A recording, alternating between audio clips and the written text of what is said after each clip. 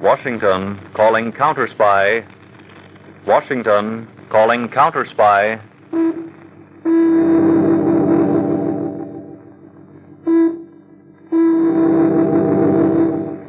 Washington calling counterspy.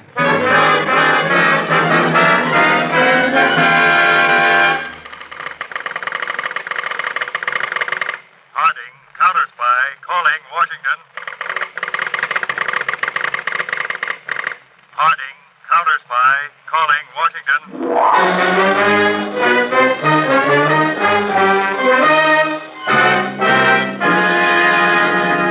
The Blue Network presents Phillips H. Lord's Counterspy.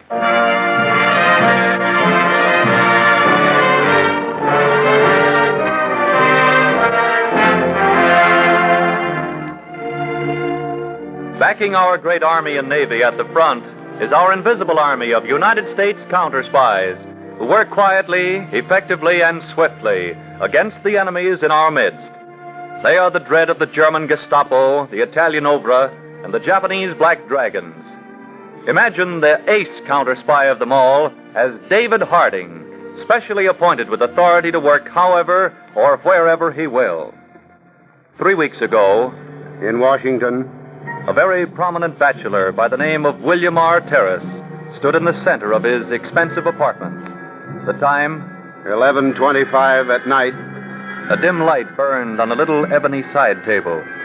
Mr. Terrace stood there. His face was ashen white. Great beads of perspiration stood out on his forehead. Go on. You've betrayed your country. Go on. Go on, pull the trigger, you coward. Go on.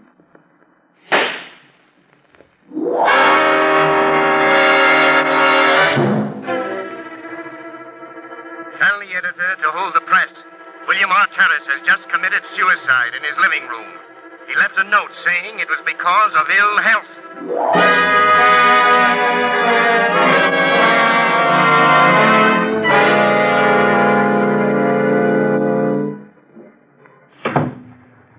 It's a clear-cut case of suicide, Mr. Harding. You're the chief, and what you say goes, but it's just the case of a wealthy bachelor in poor health. Well, I admit, Mark, William Terrace probably did commit suicide. But remember this. We're at war. The Gestapo are experts at making a murder appear to be a suicide. Then you're really going to investigate it? I think I'll at least ask a few questions. Yes, sir. Now, the note Terrace left, Mark, said he was committing suicide because of ill health. I think I'll drop in on his doctor and see how bad his health really was.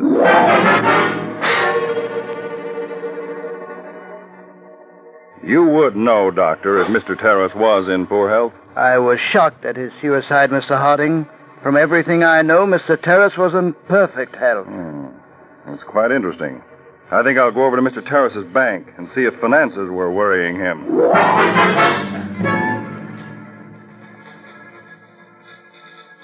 No, Mr. Harding. Mr. Terrace's finances were in perfect condition. He was worth nearly $750,000. He had many government bonds and securities. Thank you. Mark, when a man commits suicide, and it isn't his health and it isn't finances. Look for the woman. Exactly. And that's what I want you to do, Mark. Yes, sir. Now pick 6 men. Cover Washington from head to foot. And find out what woman William Terrace paid special attention to.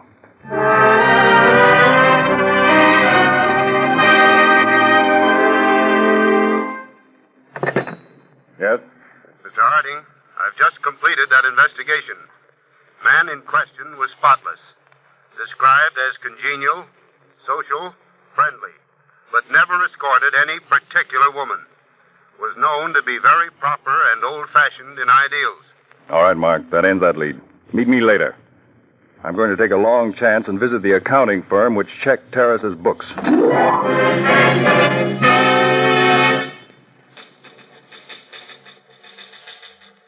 Why, yes, Mr. Harding. We've been the accountants for Mr. Terrace's firm for 9 years. I want you to go to Mr. Terrace's office and get his office pad of appointments for the past year. Now check that appointment list for lapses of time. Then check those dates against his personal checks and see what checks were made out during those periods of absences. This should tell us where Mr. Terrace was during those absences.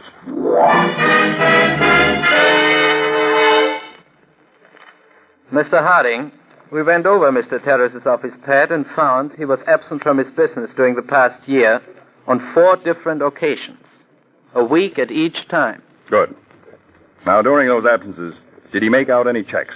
His first absence corresponds with a check he made out at the Saratoga Hotel, Saratoga Springs. During Mr. Terrace's second absence, he made out a check at the clubhouse, Pine Hill, South Carolina. This third check was made out at a clubhouse, Atlanta, Georgia. Fine, thank you.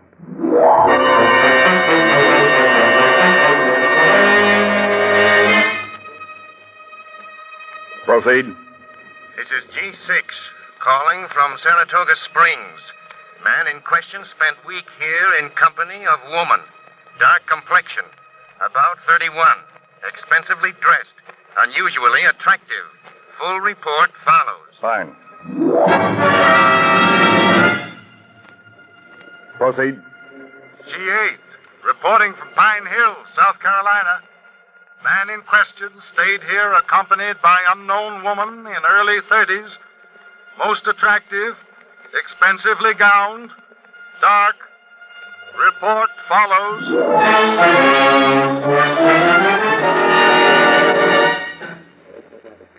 This is beginning to get very interesting, Mr. Harding. Yet we may still be on a wild goose chase, Mark. We have no idea who that girl was. She may have been perfectly all right. But how can we ever find her? She may be anywhere. Well, here's a little something I dug up. April the 2nd, William Terrace made out a check to the Washington Jewelry Company for $8,000. Say, that's a pretty sizable amount for a bachelor to be making out to send to a jewelry house. That's what I thought, Mark. I'm going to check that jewelry house. I wonder just what William Terrace bought with that $8,000. Mr. Terrace bought a solitaire diamond ring, 10½ carats, platinum setting, a woman's ring. We have no record that he said whom he was buying it for. That is all. Thank you. Well, Mark, now we know that Mr. Terrace bought a ring for some woman. But who is she? Where is she? Oh, that's a tough question, Mr. Harding. Well, let's put 2 and 2 together and try to make 5. Check all insurance companies, Mark. Yes? And see if within a few days after April the 2nd, any woman insured a ring for approximately $8,000. Say, that's clever reasoning.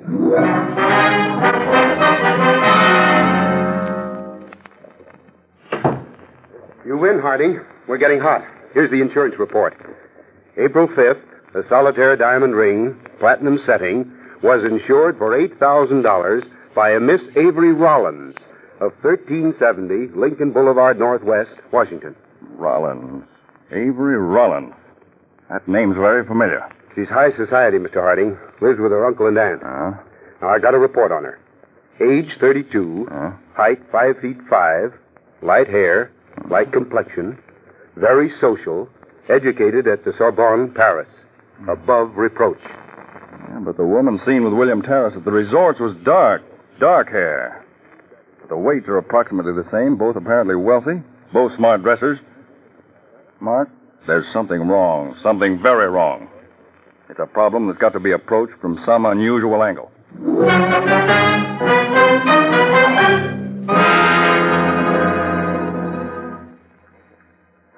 Well, you have a very luxurious apartment here, Colonel Reynolds.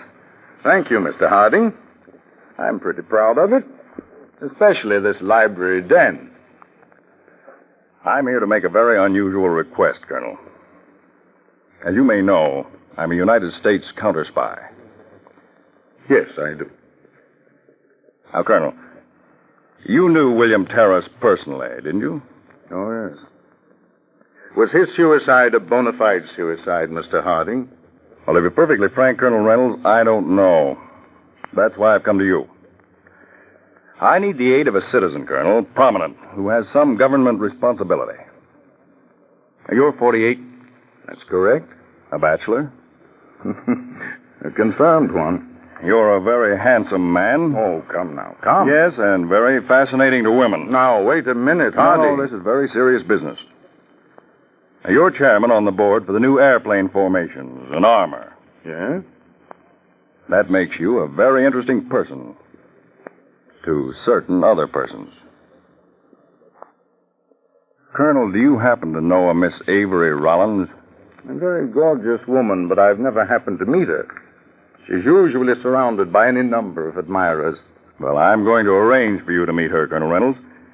And I'm going to ask you to make yourself just as interesting to her as possible. In fact, I'm going to ask you to try and make it even a constant attachment for a time. What? Oh, no, Harding, that's a little too much. I don't wish to get mixed up with women. Now, Colonel Reynolds, you could be the principal factor in possibly exposing one of the most cunning spy rings in this country today. You don't think Avery Rollins was in any way connected with Terrace's suicide? You don't think she's acting as a spy? That's what I want to find out, Colonel. Good Lord, Harding. I've arranged with Lady Keston to give a formal ball next Friday evening. I've given her a list of guests she's to include. Miss Rollins will be one. And I'd appreciate your being another and casually meeting her. Naturally, Rollins. Mr. Harding, under these circumstances, no man could refuse. I thought you'd feel that way, sir. Now, after you meet her, please don't try to contact me in any way. Leave it up to me to find out what you're doing.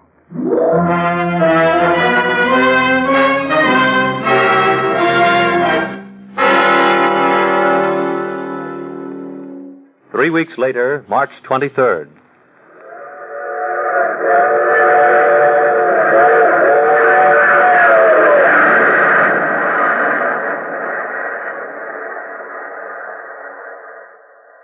G6, the colonel boarded train at Washington.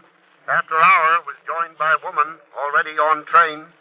She is of dark complexion, expensively dressed, very attractive, black hair, height approximately 5 feet 5. Ticket reads Palm Springs. That is all.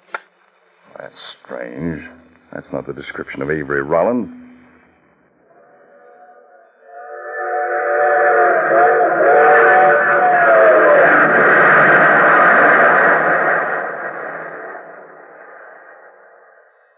April 6th, 4:20 p.m., the colonel in question boarded train at Washington. Hour later, joined woman already on train. Dark complexion, expensively dressed, very beautiful and exotic. Weight, 110 pounds. Tickets read Atlanta, Georgia. Who is meeting Colonel Reynolds on these trips? Is it Avery Rollins, or who is it? Come in. Oh, hello, Mark. Hello, Mr. Harding. I just got the facts on that dark girl who's been meeting the colonel. Good. What did you find out? You were right, sir. After the girl got off the train with the colonel, I went to her compartment.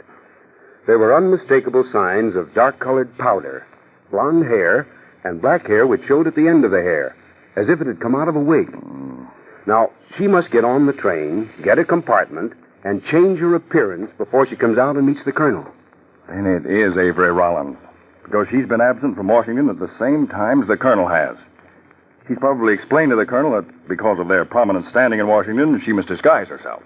Then, the way I see it, this Avery Rollins must have been the mysterious dark woman with whom William Terrace went off on trips before he was murdered. Without a doubt. And she's connected with his murder in some manner. And I've got to make sure the colonel isn't killed the same way. She's off now down at Virginia Beach with him.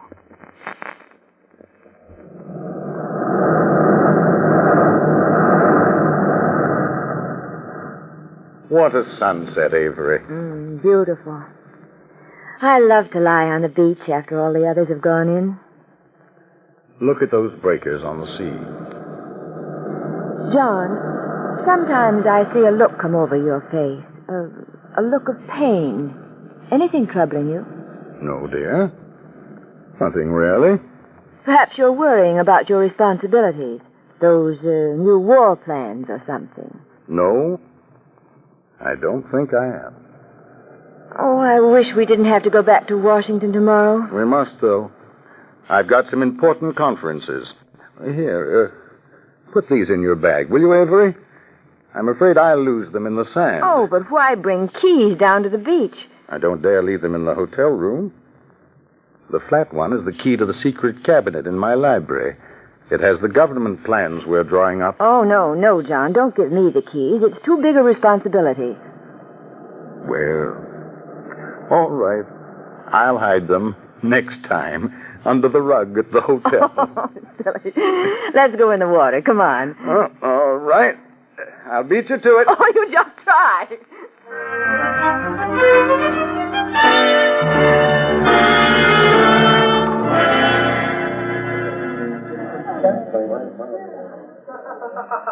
Oh, I was looking for you, Harding. Well, hello, Colonel Reynolds. Glad to see you. Sit down. Now, I thought it might be better for us to meet openly at the hotel here rather than for me to go again to your apartment. A good many things have happened since we last talked, Harding. Yes. And you've proved yourself a veteran. A professional counterspy couldn't have done better. Anything the matter, Harding? Well, I think the big moment's here. It's now or never. What shall I do? Now, I'd like to have you invite Miss Rollins up to your apartment Tuesday night for a formal dinner. Just you two. I'll try. You don't think, do you, Harding, Miss Rollins really is a spy? Yes, Colonel. I do. But I kept the key to my secret file where she could get it, called her attention to it. Harding, tell me the truth. You don't think Miss Rollins was the girl who was with Terrace on those trips before he committed suicide? Yes. His blood is on her hands, Colonel. And probably the blood of a dozen other men. Now, Tuesday night, after you've had dinner, I wish you'd go with her into your library den for coffee. But under no conditions, Colonel, drink the coffee. Now, I'll casually drop in a little later. You intend to break her Tuesday night? If I can. And I hope I can. What's the matter, Colonel? You're white as a sheet. I'm all right. What? Can I get you something? No, What is it, Colonel? You can tell me. Harding, I love her. You don't mean that. Yes. Yes, I do mean it. I love her. But good heavens, man, you can't. But I do. I think she's innocent. She didn't try to copy the key. She's never tried to ask me questions about secret government affairs. But she's a murderess, Colonel. Take my word for it, the blood of Terrace is on her. She'd double-cross you in a second. I didn't realize how lonely I'd been. She's so clever, smart, beautiful, everything about her. I can't stand it. You're not thinking of doing what William Terrace did. No. No, not that. I guess I can see it through. I'm sorry, Colonel. Terribly sorry. I guess there's no more to be said. You'll go through with it tomorrow night, as planned. Yes. Now remember, do not drink any coffee that's poured. I wish I could say something, Colonel Reynolds. I feel for you from the bottom of my heart. But this is bigger than you, or me. I know. But still, I think she's innocent.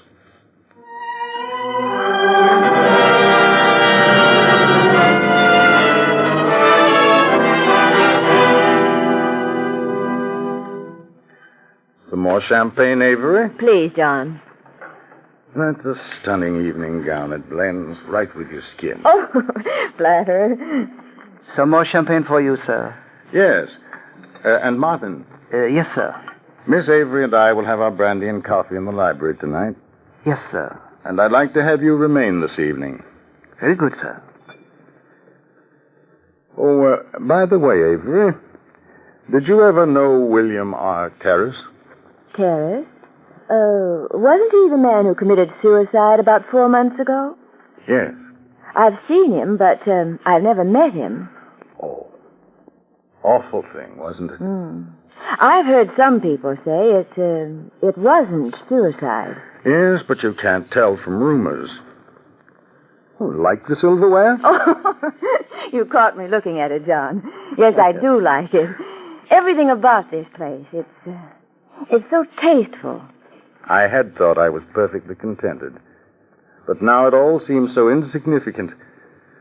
To have something really worthwhile, you've got to have someone to share it with. I found the same thing true, John.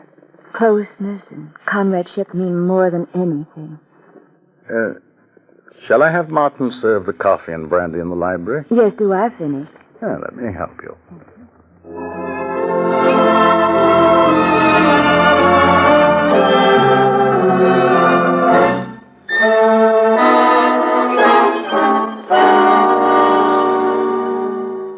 But I'd rather sit on the divan with you. Avery, you look like the most sophisticated woman in the world. Like one of those gorgeous paintings. And then you say something so tender. Oh, but a woman should be a mystery to a man. There. Avery. I know. But you don't know how much. Yes, I do, John. My heart's pitter-pattering the same way. It has been ever since that last trip.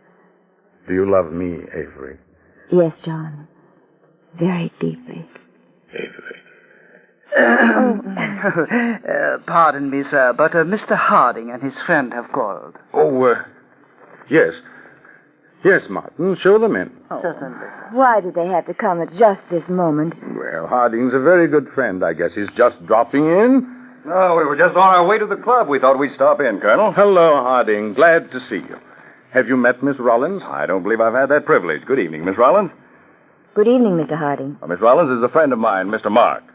Good evening, Mr. Mark. It's a pleasure. And Colonel Reynolds, Mark. Good evening, Mr. Mark. Won't you join us in the brandy and coffee? No, thank you. We've just finished dinner. Sit down, gentlemen, and make yourselves comfortable. Thank you. Well, while you men chat, I think I'll go and freshen up a bit. We just finished dinner, a delicious dinner, Mr. Harding, but fried chicken, and you know what that does to the hand. Well, I've always maintained the only real place to really enjoy fried chicken was in the bath. Well, you men chat, and I'll be back in just a few moments, if you'll excuse me. Harding, it's all right to talk in front of Mr. Mark? Yes, Colonel. He's a counterspy in active service. Harding, it can't be true. She's too decent. I'm going crazy. Colonel Reynolds, I'm going to have to be brutal tonight. Ordinarily, I wouldn't operate this way. But I'm going to do everything I can to expose this right here in front of you. I believe I owe it to you. Tell me, Harding, she's really one of your agents working with you. Tell me that you suspected me and really did this so she could check on me. Tell me that. Ease my mind. The only way, Colonel, is to let this unfold. Now, would you ring for your butler, please? Why, yes. Yes. Harding, is it the butler you're really after? Tell me it's he and not Avery, isn't it? Colonel, I know how upset you are. I sympathize. But I can't change the facts. Now, don't say anything for a minute. Did you ring for me, sir? I believe the Colonel wanted you to pour some brandy for me.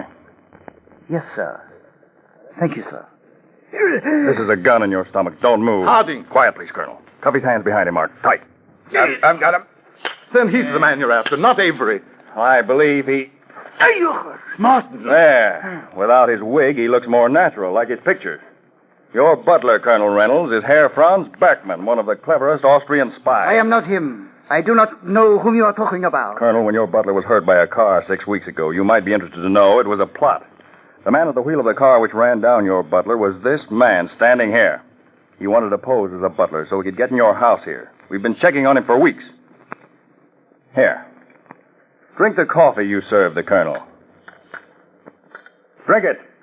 Ah. You don't like doped coffee, huh, Berkman? Please, Harding, Avery is coming back. Now watch her when she comes in. I think she'll be pretty surprised. Is something the matter in here? Well, is that your butler? His hair... Yes, Miss Rollins. We removed his wig. Why? Well, for the reason that he happens not to be a butler. But Herr Franz Berkman, a very noted Austrian spy. Spy? He's a spy. Yes. Quite a catch. Oh, I'm so glad you caught him. Mark, take Berkman over to the other side of the room. Come on, Hitler, or I'll lead you by the nose. Oh, John, you must feel terribly about this taking place in your apartment. Here, take this brandy. You look like a ghost. Thank you. Thank you, Avery. Thanks. Now, Colonel Reynolds, I have a record I'd like to play for you. Would you mind my using your machine? Why, no. No, the switch is right on the side of the radio. It's just a short recording. I feel a little dizzy. I guess I'll sit here by you, Avery. Good. What kind of a record is it, Mr. Harding? What's the purpose of it? I believe that it'll be self-explanatory. It was made last night. There. The lines were spoken rather softly at the time, but I'll turn on the full volume so we won't miss anything. Here. Quick, get the camera ready. Oh, I can't find anything but personal papers. Oh, they must be there. The colonel told me himself. He kept them in the wall safe in his library. Yes, all right, but if we don't find them, you just have to keep on playing him. Oh, that old fool. I want to spit in his face every time I get near him. I can't stand to touch him. Oh, the plans are not here.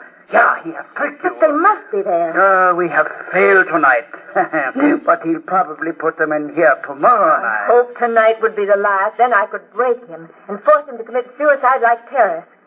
If he won't, we'll poison his coffee. Not so quick. Dog, it's vermin. I'll spit at you. I'll kill you. Avery, do you know what you're You saying? pig, you swine. Let go of me. Fortunately, Colonel Reynolds, the plans weren't there, but if they had been, you wouldn't be alive tonight. She'd have worked on you till she'd gotten you to commit suicide. No, and I would have made him kill himself, just like I made Karras kill himself. Shut up, you fool. Don't talk. Yeah, she'd have told you she'd gotten the plans, that you'd be disgraced. She'd have broken your heart. You'd have done what all the other men have done she's worked on. And I would have laughed at the stupid dog. Colonel, her real name is Marie Schmitz of Hungary, a paid spy. She goes to the biggest bidder. This woman is one of the cleverest, if not the cleverest, paid woman spy in this country.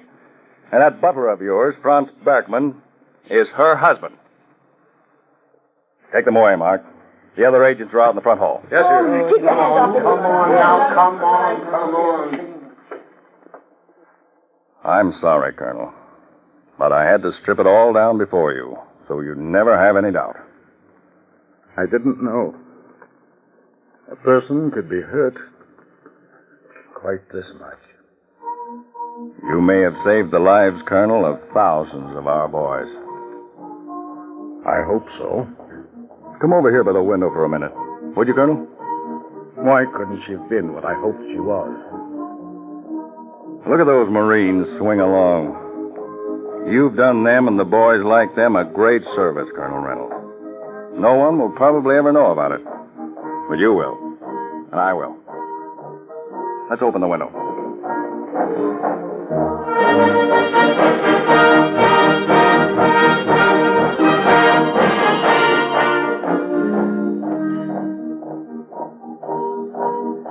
Doesn't that send a thrill through you? It does. Yes. I'm glad I was able to help Harding. Every one of us has got to sacrifice. Some one way, some another.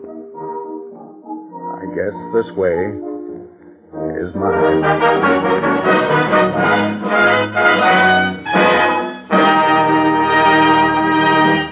All over this country tonight is spread a great army of counterspies, men working to protect you and our boys at the front.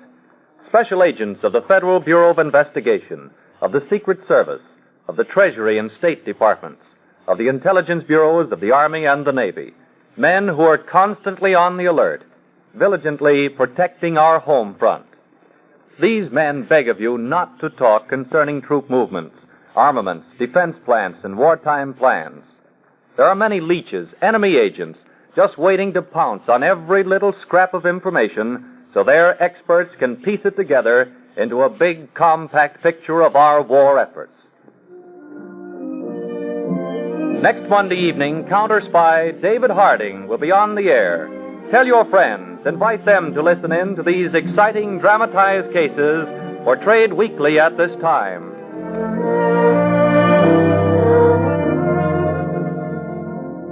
Counterspy is a Phillips H. Lord production which has originated from New York. This is the Blue Network.